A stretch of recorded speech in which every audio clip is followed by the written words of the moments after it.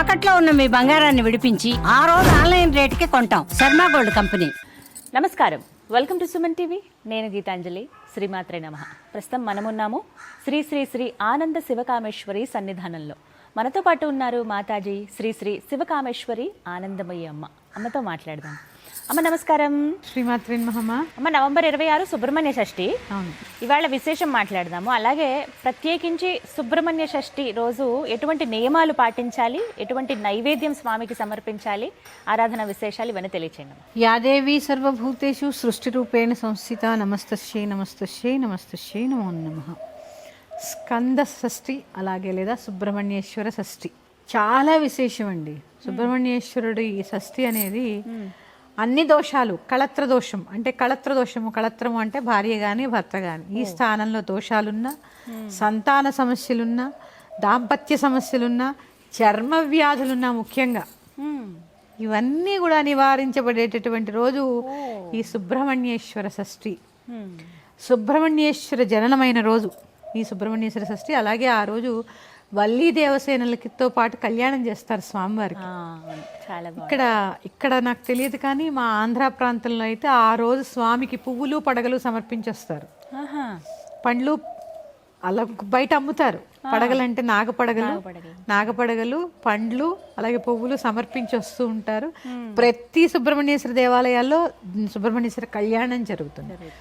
వివాహం కాని వారు ఎవరైనా సరే ఈ సుబ్రహ్మణ్యేశ్వర కళ్యాణం చేయించుకుంటే సంతానం అవుతుంది, వివాహం జరుగుతుంది. అందులో ఎటువంటి సందేహం లేదు. చక్కగా అలాగే చర్మ వ్యాధులతో బాధపడుతుంటారమ్మ చాలా మంది, స్కిన్ డిసీజెస్. వాళ్ళు కూడా ఈ షష్ఠి నియమాలు పాటించడం ద్వారా చాలా మంది పాలు పోసుకోవడం పుట్టలో. ఇక నివేదన అంటే ఏముంటుందమ్మా, నువ్వులు బెల్లం. నాగుల చవితికైనా ఇప్పుడైనా నువ్వులు బెల్లం నివేదన చేసుకోవడము. అలాగే ప్రాతకాలాన్నే లేవడము, చక్కగా పుట్టలో పాలు పోసుకోవాలంటే సూర్యోదయం సమయానికి పోయాలి. తర్వాత దేవాలయ సందర్శనం, సుబ్రహ్మణ్యేశ్వర దేవాలయాలు ఉంటాయి కదా, సుబ్రహ్మణ్యేశ్వర దేవాలయానికి వెళ్ళి ఆ యొక్క కళ్యాణంలో పాల్గొనడం. అలాగే స్వామివారికి చెప్పాను కదా, ఖచ్చితంగా పువ్వులు పండ్లు సమర్పించి ఆ కళ్యాణమైనటువంటి అక్షతలు తెచ్చుకుని కళ్యాణం అవ్వని వారికి చక్కగా వేస్తే శీఘ్రంగా కళ్యాణం అవుతుందండి. ఈ సుబ్రహ్మణ్యేశ్వర షష్ఠి మనకు అనిపించండి, కార్తీక మాసంలో నాగుల చవితి, శ్రావణ మాసంలో నాగుల పంచమి, ఇప్పుడు సుబ్రహ్మణ్యేశ్వర షష్ఠి. అందుకని చక్కగా సుబ్రహ్మణ్య ఆరాధన చేసుకుంటే నియమాలేంటి? లఘు ఉపవాసం అంటే మీకు అందరికీ తెలిసింది. ఏకభుక్తాన్ని లఘు ఉపవాసం అంటాం. ఏకభుక్తం చేయడం, పొద్దున్న టిఫిన్ లేకుండా గ్లాస్ పాలు తాగి చక్కగా సర్ప సూక్తం అని ఉంటుంది. చక్కగా సర్ప సూక్తం చదువుతూ పాలు పోసుకోండి. పుట్ట దగ్గరికి వెళ్ళలేకపోతే ఇంట్లో అయినా సుబ్రహ్మణ్యేశ్వర పడగ ఉంటే దానికి చక్కగా ఈ సర్ప సూక్తంతో పాలు పోసి అభిషేకం చేసి ఆ ప్రసాదాన్ని స్వీకరించండి. ఇంకా పండ్లు, నువ్వులు, బెల్లము మిక్సీలో వేయద్దు, తరిగినవి తినకూడదు, దంచుకోవాలి. ఇంత చేసుకున్నా దంచి ముందు నువ్వులు, చాలా మంది నువ్వులు బెల్లం కలిపేస్తారమ్మా, కాదు, ముందు నువ్వులు దంచి తర్వాత ఈ బెల్లం అందులో వేసి దంచాలి. దంచి చక్కగా అది స్వామివారికి నివేదించి ప్రసాదంలా తీసుకొని లఘు ఉపవాసం ఉండడము. తర్వాత నదీ స్నానం కూడా చేయొచ్చమ్మా, ఎందుకంటే కార్తీక మాసము, మార్గశిర మాసం ఇవన్నీ కూడా విశేషం. నదీ స్నానం కూడా విశేషం. అలాగే మనసాదేవి స్తోత్రం ఉంటుంది. నాగదేవత మనసాదేవి స్తోత్రం, మనసా అమ్మవారు. చక్కగా మనసాదేవి స్తోత్రాన్ని చదువుకోవడము. స్కంద కవచం అని ఉంటుంది. కవచం చాలా విశేషం అండి, అన్ని దేవతలకి కవచం చాలా విశేషము. ఆ కవచాన్ని చదువుకోవడము. అలాగే నేను ఒక చిన్న మంత్రం చెప్తాను, సుబ్రహ్మణ్య గాయత్రి మంత్రం. వీటన్నిటికన్నా కూడా ఇంకా సులువైంది ఓం శరవణ భవ. దీన్ని మించిన మంత్రం నేను వినడానికి సులువుగా ఉంది కానీ విశేషమైన మంత్రం. ఇక ఓం శరవణ భవ, ఓం శరవణ భవ, ఓం శరవణ భవ అని రోజంతా నామం చక్కగా జపం చేసుకోండి.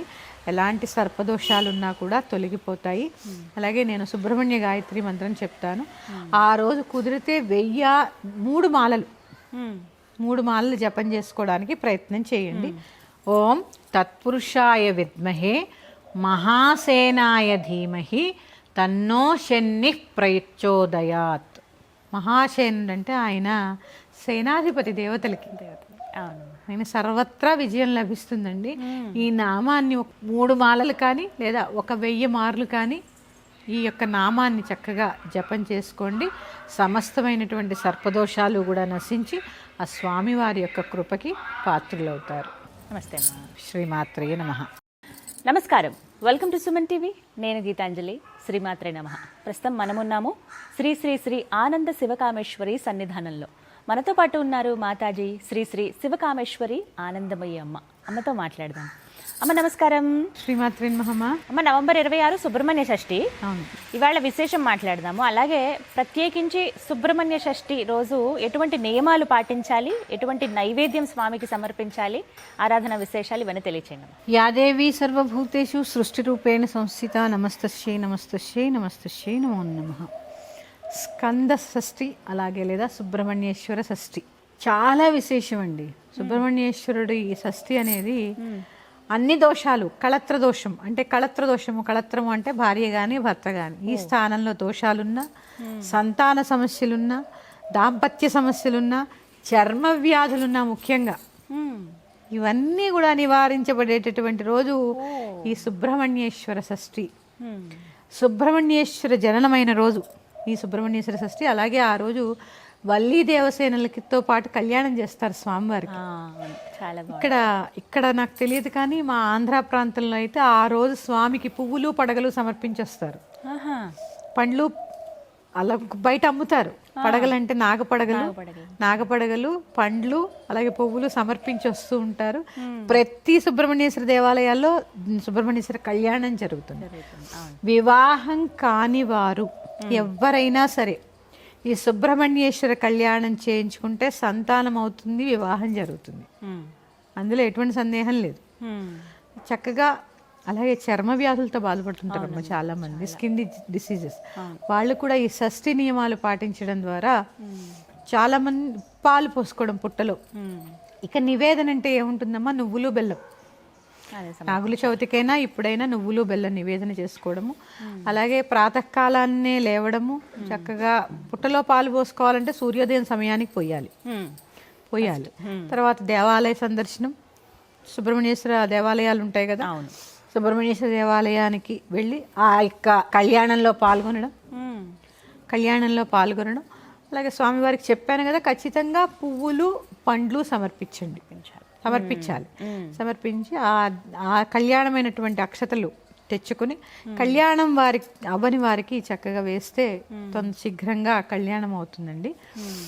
ఈ సుబ్రహ్మణ్యేశ్వర షష్ఠి మనకు అనిపించండి, కార్తీక మాసంలో నాగుల చవితి, శ్రావణ మాసంలో నాగుల పంచమి, ఇప్పుడు సుబ్రహ్మణ్యేశ్వర షష్ఠి.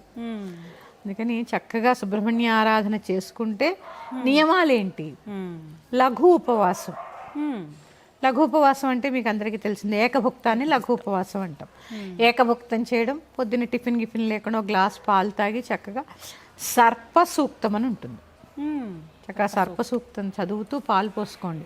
పుట్ట దగ్గరికి వెళ్ళలేకపోతే ఇంట్లో అయినా సుబ్రహ్మణ్యేశ్వర పడగ ఉంటే దానికి చక్కగా ఈ సర్ప సూక్తంతో పాలు పోసి అభిషేకం చేసి ఆ ప్రసాదాన్ని స్వీకరించండి. ఇంకా పండ్లు, నువ్వులు, బెల్లము మిక్సీలో వేయద్దు, తరిగినవి తినకూడదు, దంచుకోవాలి. ఇంత చేసుకున్నా దంచి ముందు నువ్వులు, చాలా మంది నువ్వులు బెల్లం కలిపేస్తారమ్మా, కాదు, ముందు నువ్వులు దంచి తర్వాత ఈ బెల్లం అందులో వేసి దంచాలి. దంచి చక్కగా అది స్వామివారికి నివేదించి ప్రసాదంలా తీసుకొని లఘు ఉపవాసం ఉండడము. తర్వాత నదీ స్నానం కూడా చేయొచ్చమ్మా, ఎందుకంటే కార్తీక మాసము, మార్గశిర మాసం ఇవన్నీ కూడా విశేషం. నదీ స్నానం కూడా విశేషం. అలాగే మనసాదేవి స్తోత్రం ఉంటుంది. నాగదేవత మనసాదేవి స్తోత్రం, మనసా అమ్మవారు. చక్కగా మనసాదేవి స్తోత్రాన్ని చదువుకోవడము. స్కంద కవచం అని ఉంటుంది. కవచం చాలా విశేషం అండి, అన్ని దేవతలకి కవచం చాలా విశేషము. ఆ కవచాన్ని చదువుకోవడము. అలాగే నేను ఒక చిన్న మంత్రం చెప్తాను, సుబ్రహ్మణ్య గాయత్రి మంత్రం. వీటన్నిటికన్నా కూడా ఇంకా సులువైంది ఓం శరవణ భవ. దీన్ని మించిన మంత్రం నేను వినడానికి సులువుగా ఉంది కానీ విశేషమైన మంత్రం. ఇక ఓం శరవణ భవ, ఓం శరవణ భవ, ఓం శరవణ భవ అని రోజంతా నామం చక్కగా జపం చేసుకోండి. ఎలాంటి సర్పదోషాలున్నా కూడా తొలగిపోతాయి. అలాగే నేను సుబ్రహ్మణ్య గాయత్రి మంత్రం చెప్తాను. ఆ రోజు కుదిరితే 1003 మాలలు 3 మాలలు జపం చేసుకోవడానికి ప్రయత్నం చేయండి. ఓం తత్పురుషాయ విద్మహే మహాసేనాయ ధీమహి తన్నో శని ప్రచోదయాత్. మహాసేనుడు అంటే ఆయన సేనాధిపతి దేవతలకి. అవును. ఆయన సర్వత్రా విజయం లభిస్తుందండి. ఈ నామాన్ని 3 మాలలు కానీ లేదా 1000 మార్లు కానీ ఈ యొక్క నామాన్ని చక్కగా జపం చేసుకోండి. సమస్తమైనటువంటి సర్పదోషాలు కూడా నశించి ఆ స్వామివారి యొక్క కృపకి పాత్రులవుతారు. నమస్తే అమ్మా. శ్రీమాత్రే నమః.